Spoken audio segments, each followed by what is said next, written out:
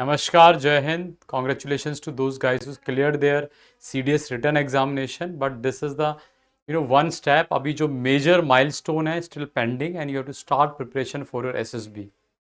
आज इस वीडियो में हम यही बात करेंगे कि एक CDS यानी जो ग्रेजुएट एंट्री के लिए बच्चा जा रहा है उससे क्या एक्सपेक्टेड है, उसको कैसे अपनी तैयारी को स्टार्ट करना चाहिए, या क्या चीज़ अपने करनी चाहिए, क्योंकि इसमें काफ़ी सारे बच्चे वो हो सकते हैं जो रिपीटर हैं, काफ़ी बार दे चुके हैं एसएसबी। कुछ ऐसे भी होंगे जो फ्रेशर हैं, पहली बार अपना एसएसबी दे रहे हैं।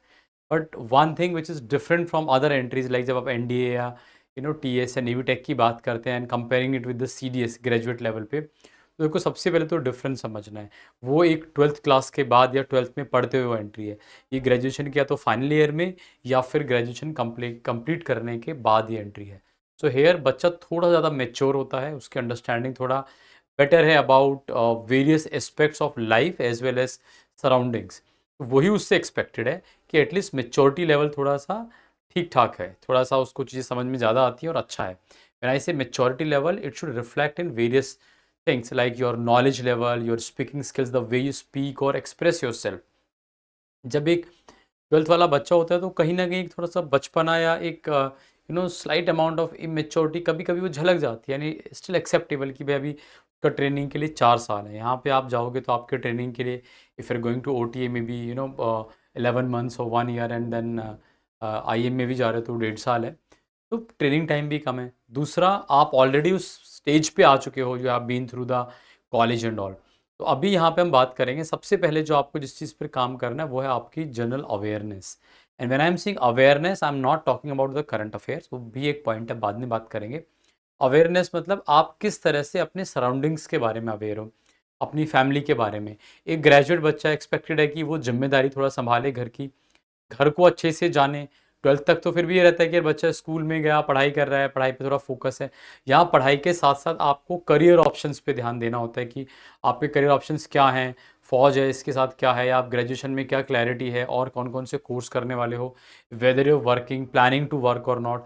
आप वो जो फाइनेंशियल इंडिपेंडेंस है उसके बारे में क्या ख्याल है, घर में क्या जिम्मेदारी आप ले रहे हैं, अपने परिवार को कितने अच्छे से जानते हैं, like taking responsibility of your younger siblings, your parents, your grandparents, right. So वो जो एक होता है ना कि फुल फ्लेज रिस्पॉन्सिबल जो कैंडिडेट है, उस बेसिस पे आपका अवेयरनेस होना चाहिए कि मुझे अपने परिवार के बारे में पता है, उसकी नीड्स के बारे में पता है और उसका मैं एक हिस्सा हूँ, उसको हेल्प करने में, फुलफिल करने में। तो second part is current affairs. यहाँ पर थोड़ा सा आपको awareness in terms of national international issues as well as social topics, इन पे थोड़ा सा पढ़ाई करो, थोड़ी बेटर अंडरस्टैंडिंग लो। तो ये डेली बेसिस पे करना है। If you start reading newspaper on daily basis, start discussing with other friends, I think that be right approach. उससे आपका थोड़ा सा माइंड सेट ओपन होगा।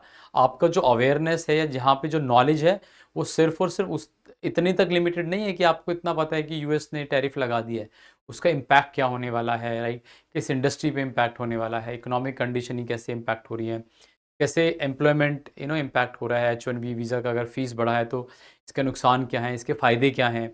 इसका अगर हम बात करें रशिया यूक्रेन वॉर जो इतना लंबा प्रोलॉन्ग्ड हो गया है, राइट, उसका कैसे अभी इम्पैक्ट देखने को मिल रहा है, एज एन इंडिया पे क्या इम्पैक्ट देखने को मिलता है। तो this is like number of topics, चाहे वो इंटरनेशनल है चाहे नेशनल, कुछ पॉलिसीज़ हैं जो गवर्नमेंट ने ली हैं, कोई डिसीजंस हैं, कोई न्यूज़ है, इकोनॉमी से कोई रिलेटेड है, अगेन उसका इम्पैक्ट, अगेन पॉजिटिव इम्पैक्ट, क्या कंसर्न्स हो सकते हैं लोगों के, वो भी। Same goes to the social topic, उसके बारे में थोड़ी बेटर अंडरस्टैंडिंग, एंड बहुत ही रटा रटाया जेनरिक कंटेंट से ज़्यादा थोड़ा सा डीप अंडरस्टैंडिंग थोड़ा होना चाहिए, चाहे वो वुमेन एम्पावरमेंट है, रिजर्वेशन है, अनएम्प्लॉयमेंट है, या youth and drugs, social media का इम्पैक्ट, मतलब देयर नंबर ऑफ इश्यूज़ या AI ये सब चल रहे हैं जिससे सोसाइटी में इम्पैक्ट पड़ता है। तो ये सारा चीज़ का रूट कोज क्या हो सकता है, कैसे काम कर सकते हैं, अगर कोई पॉलिसी गवर्नमेंट लेके आए तो इसको रिड्यूस करने के लिए किसी चीज़ का नेगेटिव इम्पैक्ट वो क्या पॉलिसी है, किसी चीज़ को प्रमोट करने के लिए क्या पॉलिसीज़ है।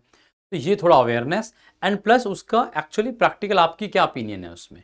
तो इस तरह से आपको तैयार करना है। तो we talk about general awareness when you talk about your awareness about your family, about your city, about your surroundings, and then your current affairs knowledge. अभी एक और जो मोस्ट इंपॉर्टेंट पार्ट है यहाँ पे, वो है आपके कम्युनिकेशन स्किल्स। वो थोड़ा सा उस पर काम करना है।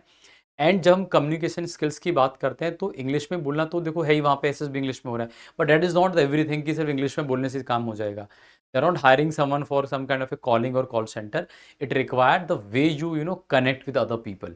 It's like your knowledge, your awareness and कई बार एक डर होता है बच्चे में पब्लिक स्पीकिंग का, कि जब मेरे अंदर प्रेशर है या नर्वसनेस कई बार आ जाता है तो हम सही से एक्सप्रेस नहीं कर पाते हैं।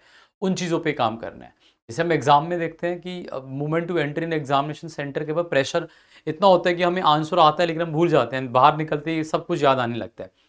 सो इसके लिए आपको प्रैक्टिसेस करना है डे वन से, like practice with your friends, with your like minded people जिनको सेम उस पर काम करना है, जिनको अपने अवेयरनेस पे भी काम करना है, कम्युनिकेशन स्किल्स पे काम करना है।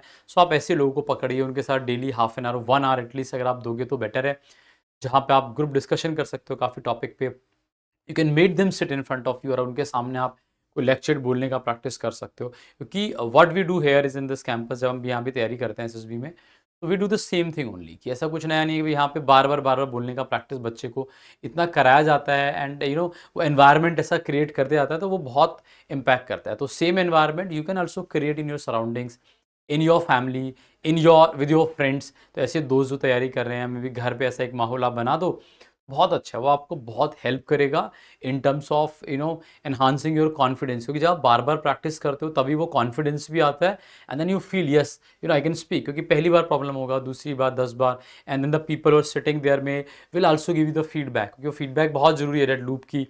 अब ये इंप्रूवमेंट कर सकते हो, इस पे काम करना चाहिए।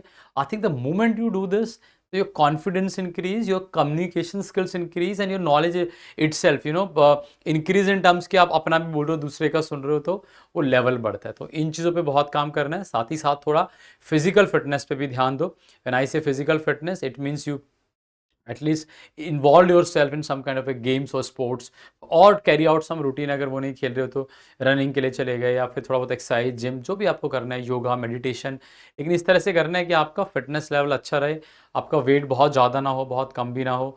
तो अगर है तो उस पर अभी से काम करना करो, स्टार्ट करो, थोड़ा एक्सरसाइज करो, डाइट पे ध्यान दो।